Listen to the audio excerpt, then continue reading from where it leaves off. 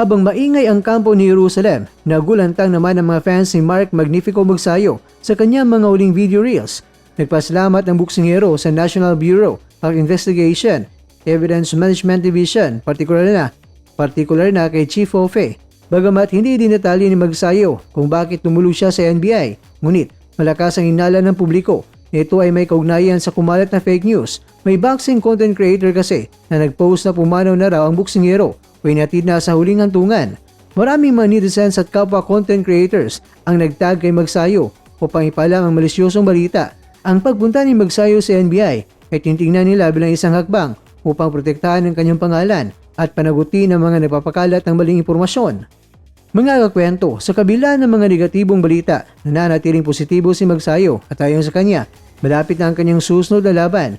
Magiging mas regular na at madalas ang kanyang pagkakyat sa ring simula ngayon. Ipapasalamat siya sa kanyang training camp at mga kumpanyang patuloy na nagtitiwala sa kanya. God is good all the time. Ang huling payag ni Magsayo na nagpapatunay na hindi siya natitibag ng mga maling balita. Pero sa NBI, bakit siya dumulog kaya?